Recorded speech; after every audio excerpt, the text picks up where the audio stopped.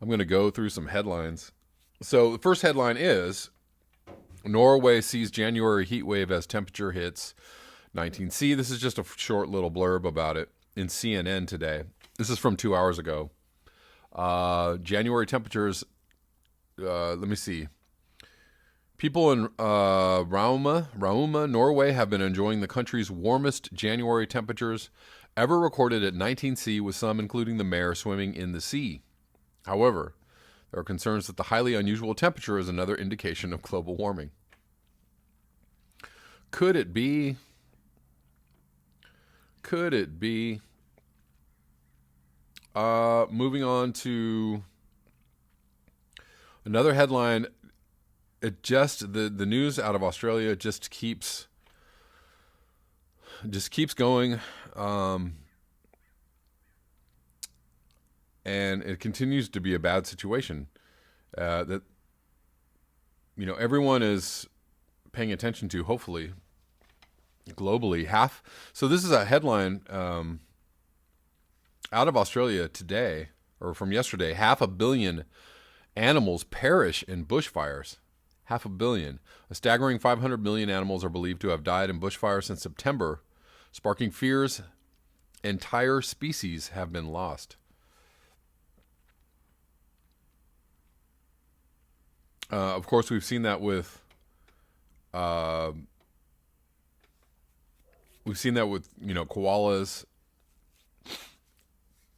I haven't really heard about other species in their entirety threatened with extinction because of these fires.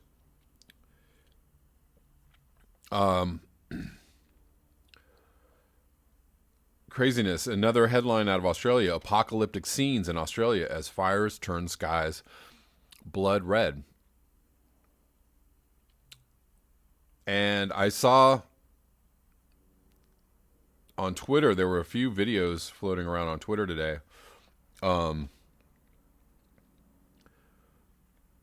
Showing people at the beach, people who had been trapped by the fires, like going onto the beach to escape the fire situation. So I can't really show them, obviously, on the live stream. I wish I could. Just so you guys could see, it's, pretty wild.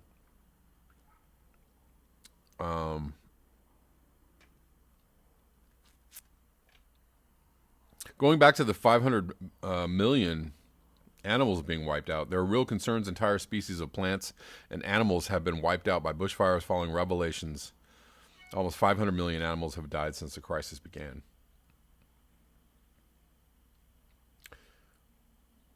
Mammals, birds, and reptiles. 480 million mammals, birds, and reptiles have been lost since September.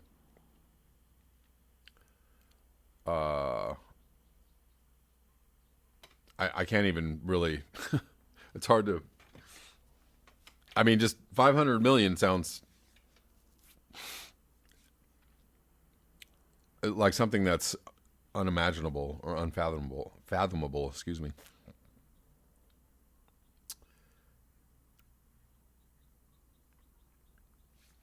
Hapsataki says the grass is green here in southern part of Finland. So there's been very, very little snow. Everybody else is like, everything's fine. I don't understand. Everything's normal. Not for everybody. Not for Australia. Not for Russia. Not for Finland. Not for Norway. Greenland has record wildfires this summer. Keith Boyd says another bad fire day coming on Saturday, mid-40s C. Hapsataki asks, I wonder what this will mean for the upcoming summer. Prudhomme says 115 Fahrenheit forecast for Oz on Saturday.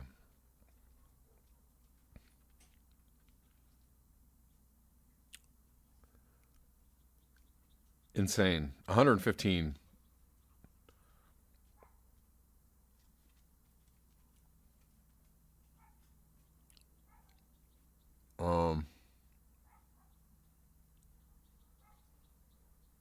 Jesse Daly says, if you want to give yourself an aneurysm, go watch the Sky News Australia coverage of the fires.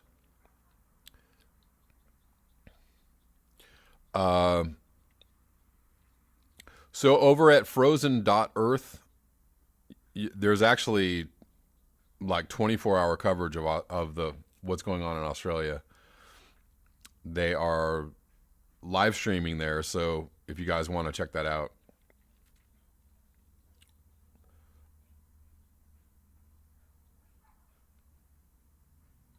Going South says 500 million is like the human population of the EU nations. So the entire European Union. To put it in perspective,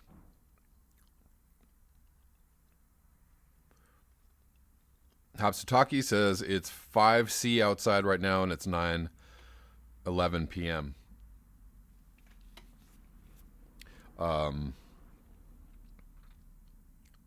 Which is about 40 degrees. Yeah, in in Finland, that's warm as hell because that's about what it is at night here, or actually the lows. The lows have been getting down to the 40s. 9/11 coincidence.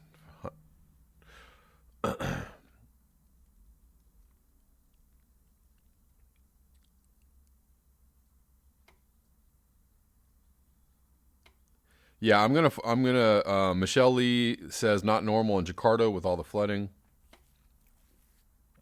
Moving on to another headline, and that is Jakarta floods. This is from today. Not ordinary rain, says officials. At least 21 people have died in flooding in the Indonesian capital, Jakarta, after the city had its most intense rainfall for at least 24 years. And I imagine they get a lot of rain, so that's got to be pretty intense.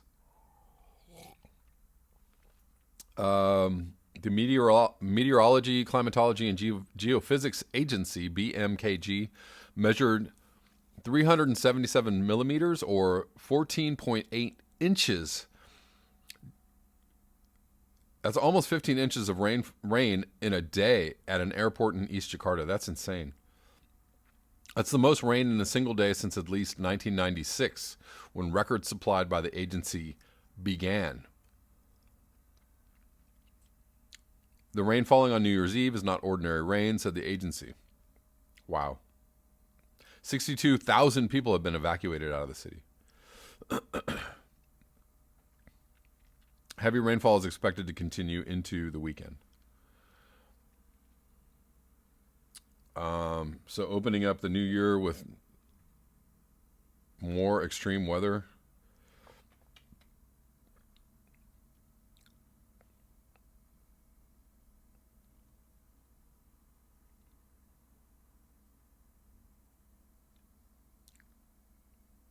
Noel Wilson says, I remember seeing a worst case scenario prediction from 2009. They predicted by 2050 Australia would be uninhabitable. Looks like they're on track to make it.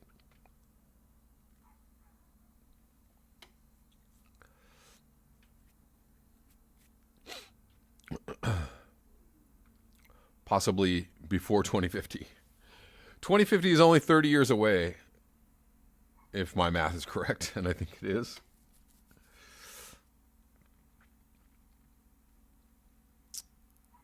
Ecocentric Homestead says 4C here in Newfoundland on January 2nd. That is, yeah, I'm going to say that's unseasonably warm.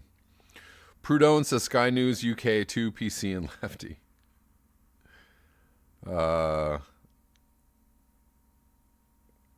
Forest Dweller says, and still the fires in Indonesia burn as well.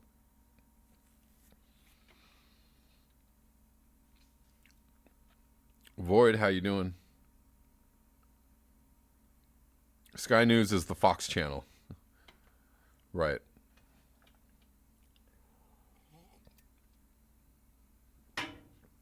Rudel Zavedno.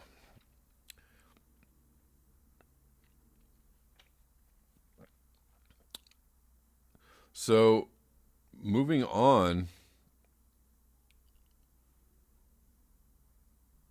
to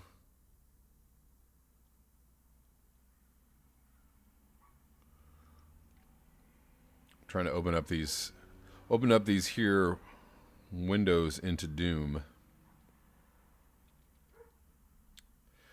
This is out of Alaska. 2019 will be Alaska's warmest year on record.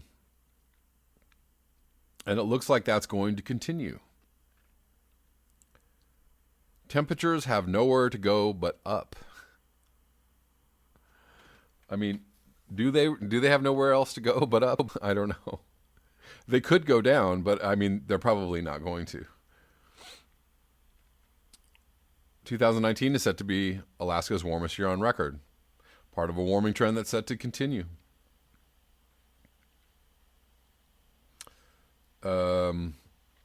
Nice temperature graph here, but yeah. There has been little ice in the Chukchi Sea and the Bering Strait. And it's been well documented that there's just been high temperatures all over Alaska.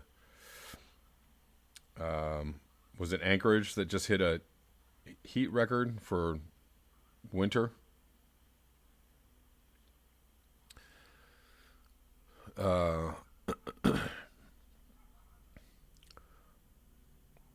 The Arctic and anywhere close to the Arctic is not looking good. Here's another strange headline. South Korea's first airborne fight against Chinese pollution fails. This is, just interesting because it's slightly in the geoengineering realm, but the intention was for the rain. So that what they did was try to seed clouds. They dispersed silver iodide from airplanes to try and make it rain so that the rain would wash away. I guess they're getting pollution from China that's, coming on the winds. The intention was for the rain to douse airborne particles and pollutants known as fine dust in South Korea. Beijing is also trying to tackle the scourge, which causes widespread public anger.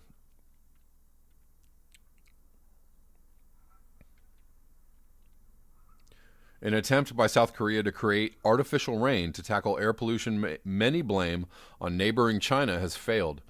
The government said Monday as it struggles to address what has become an urgent public concern. So, just evidence that there is geoengineering going on, or attempts at geoengineering,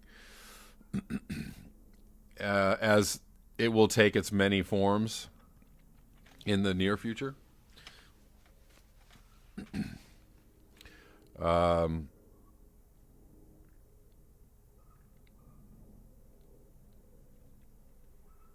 Go hug a geoengineering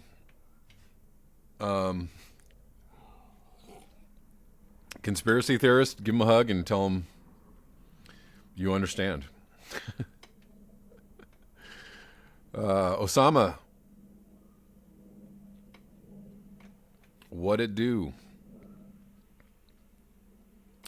Oz LaFave says, thanks for your efforts, Kevin. Please hit the like button. All, yes, please do. Yeah. Cheers. Coffee time for me. Well, all day long is coffee time for me, so that's not really all that special. Prudhomme says South Korea has the highest male suicide rate in the world. I did not know that. I wonder why. Ronald 3 says, saw someone at a restaurant with Nature Bat's Last sticker on their car. Not me, I don't like Guy too much. Well, yeah, that's rarity. I mean, you don't see Nature Bat's Last stickers almost anywhere. I don't. So yeah, if I saw one, I'd probably wave and try and have a conversation maybe. If we weren't on the freeway, both doing 70 miles an hour.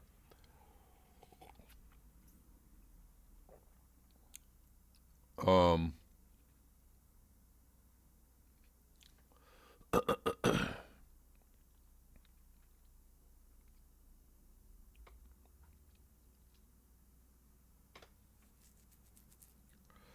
Trisha Francesca says glaciers in New Zealand are dirty pink now, and I also saw that Antarctica looks like is covered with some kind of with smoke dust and whatnot from the fires, from the smoke from the fires.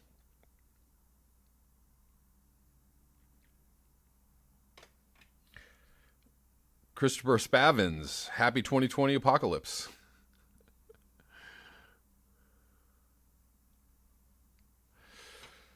Yeah, I don't know. 2020 bound to be interesting on many levels.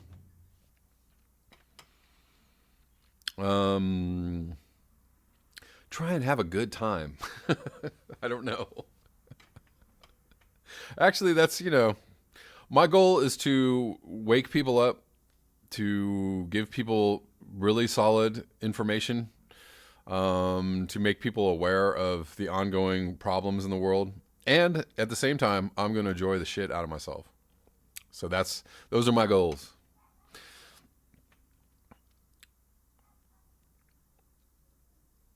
Void says Wi-Fi suicide ejaculation addiction. All right. Good times.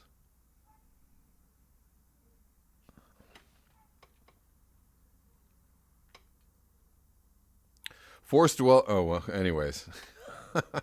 Okay. I'm not gonna get into that. We're not going into that annex.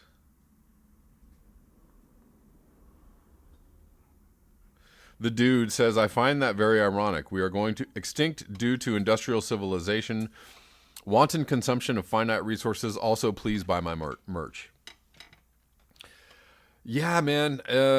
Okay. I agree. I totally agree with you. And at the same time, people buy merch to kind of advertise their, for, viewpoints or information outlets. I know it's kind of like it is a total. I don't know. I don't know if I'd call it hypocrisy, but I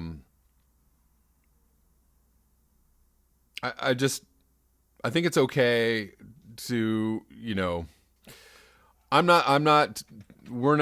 know how many people on this channel are totally off grid living or living completely outside of society, or, I generally wear only, secondhand clothes, but once in a while I buy some merch to support a cause. And I think that's okay if the cause is very, very worthy. And, so I understand it. I have Black Bear News t-shirts for sale to people who want to support a cause that they might think is very worthy. I totally understand the oxymoronic messaging of that. I'm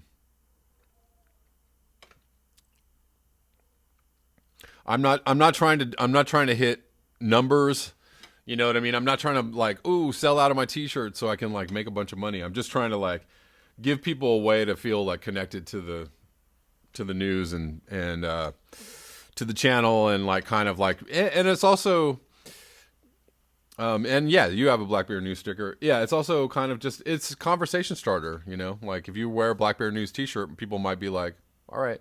Whenever I wear my Black Bear News t-shirt, people are like, good shirt.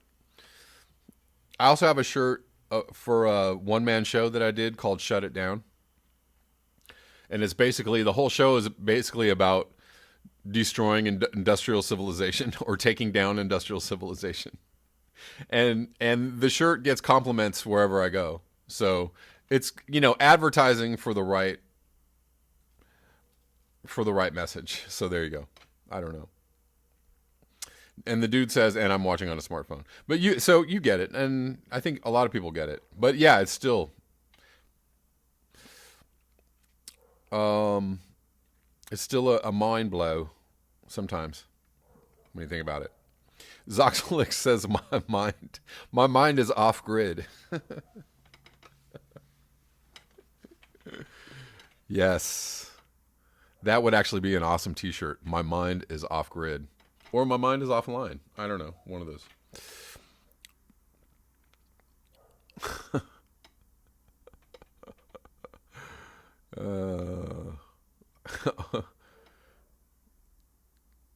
Rudel Zvedno says, "Why go off grid? I need electricity to party." Yeah, I mean, do what you can. M asks, "Is it a hemp shirt?" No, it is not a hemp shirt. But good idea though. Excellent idea. I will research some hemp shirts. We're almost at 90 viewers, guys. Hit up the like button. I like that though. My mind is off grid. Hopsataki, Hal 9000. Rudel says, "I like the grid." Prudhomme says Boris Johnson has been recycling his clothes for years but never gets any credit for it. Is that a joke or is that for real? I don't know if that's supposed to be funny or not.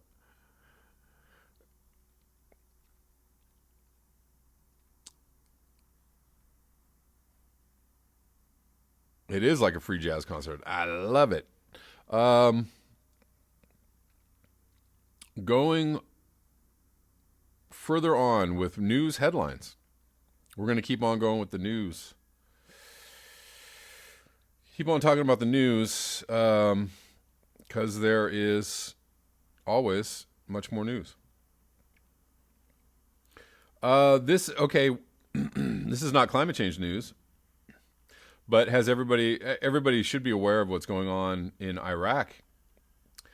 Iraq security forces regained control of an area around U.S. embassy after second day of protests. So there's been these massive protests, which I'm sure everybody has heard of. Trump is blaming it on Iran. He's sending more troops to Iraq. This is not good.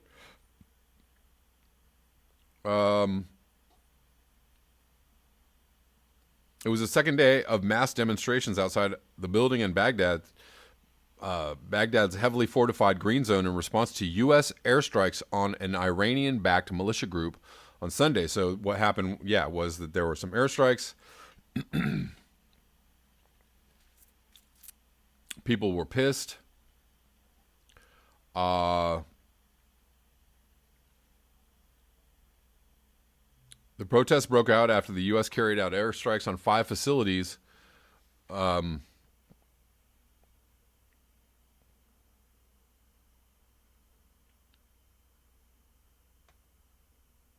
5 facilities in Iraq and Syria, which is said were linked to Iranian-backed group, the Iranian-backed group, killing dozens of people.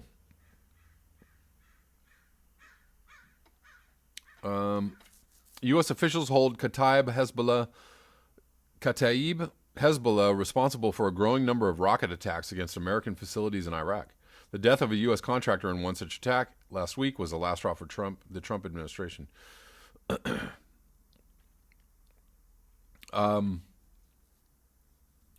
He tweeted, "Iran will be held fully responsible for lives lost or damage incurred at any of our facilities. They will pay a big price." So the Ayatollah Ali Khamenei, responded by tweeting that the U.S. can't do anything. If you were logical, which you're not, you'd see that your crimes in Iraq, Afghanistan have made nations hate you. Tweeting back with some some painful truth there. Yeah, so they were saying like everybody in the embassy should be fine, and then they're like, "Oh, wait a minute, hold on, let's send up 750 troops to go make sure everybody's fine." Not everybody is not fine.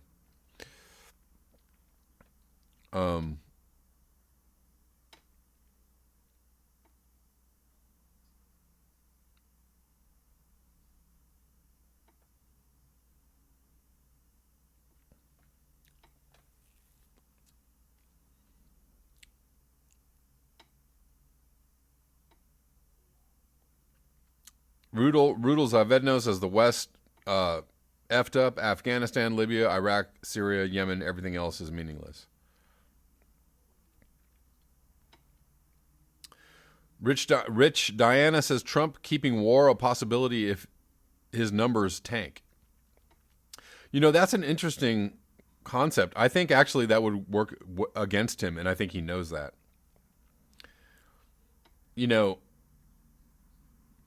He keeps on rattling the saber, but beyond some airstrikes, not much happened. He was about to strike Iran earlier this year, and he called it off at the last second, which actually was a good thing. Prudhomme says Jamal Thomas covered a story. Yeah, I saw that one. That's a crazy story. U.S. military contractors had been paying the Taliban not to attack. And so the families of some of the victims of the U.S. military casualties in Afghanistan are suing because the people were supposed to be working in conjunction with the U.S. military to protect the soldiers, and they're paying the Taliban not to attack, and it's extremely shady. Yeah, that's a big story. That's a huge story. I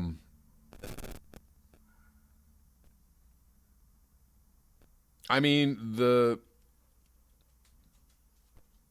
U.S. not knowing what they're doing in Afghanistan and Iraq, even later on, or even now, that's a giant story.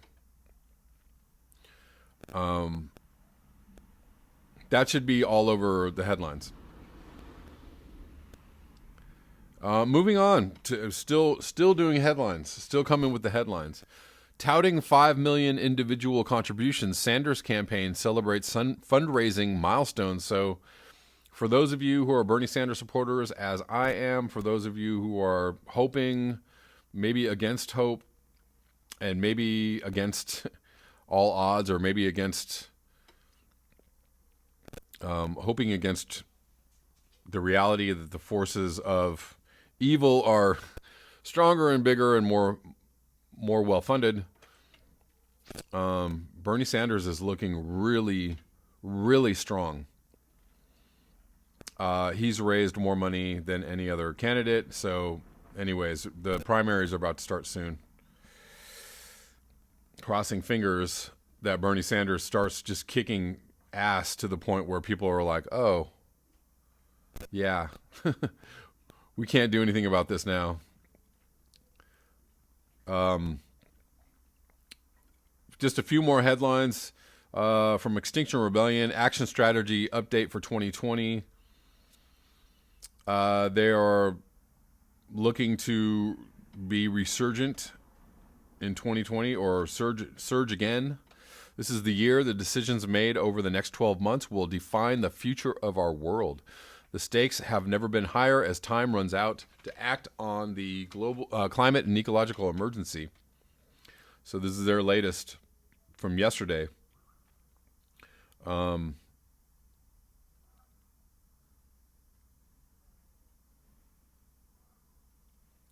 they're looking to ramp up actions in 2020, which, if we need it, if we have ever needed it more, it would be right now. I think I'm missing a news story.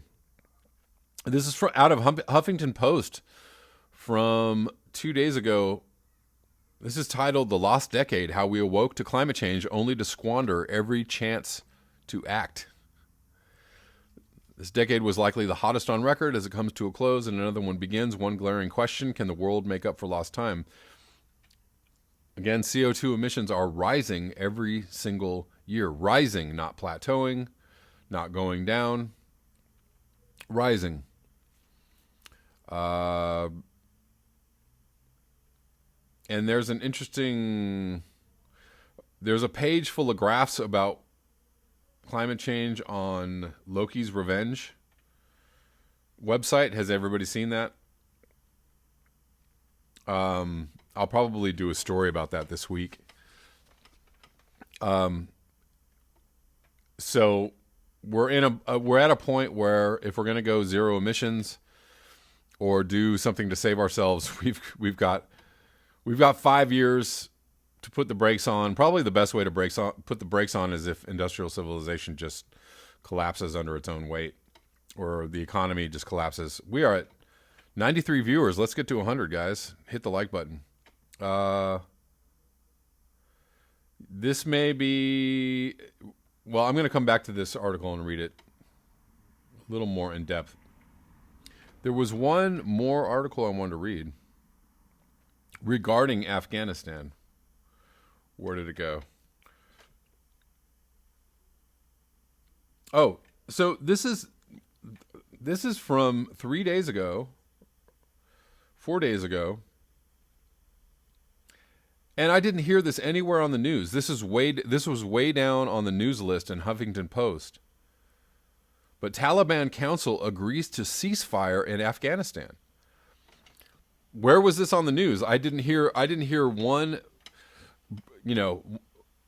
one word breathed about this news. A peace deal would allow the U.S. to bring home its troops from Afghanistan and end its 18-year military engagement there. I wonder why this is not news anywhere. Why isn't this a big... This should be a huge news story. The Taliban said Sunday they have agreed to it. I'll tell you why it's not a huge news story. Because the entire defense apparatus, which controls the media and controls, not only Republicans, but all the establishment Democrats, doesn't want you, they don't want this to happen. They want this to keep on going indefinitely, even though they don't know what they're doing. The Taliban said Sunday they have agreed to a temporary ceasefire nationwide. It provides a window during which a peace agreement with the United States could be signed. A peace deal would allow Washington to bring home its troops from Afghanistan and end its 18-year military engagement there, America's longest. The U.S. wants any deal to include a promise from the Taliban that Afghanistan would not use any base by terrorist groups, blah, blah, blah. The U.S. currently has an estimated 12,000 troops in Afghanistan. The Taliban chief must approve the agreement, but that is expected. The duration of the ceasefire was not specified, but is being suggested it would last for 10 days.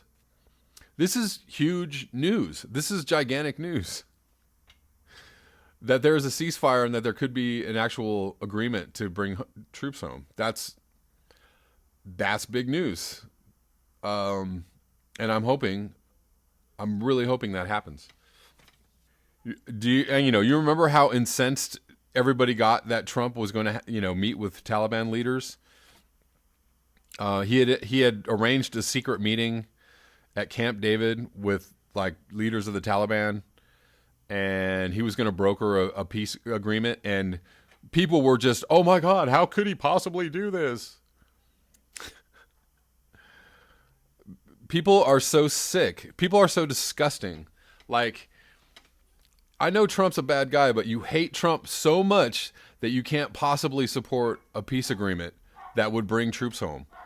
Do you really support the troops? If that's your viewpoint, you don't support the troops. If that's your viewpoint, you're a sick motherfucker. I'm sorry. I don't understand your logic.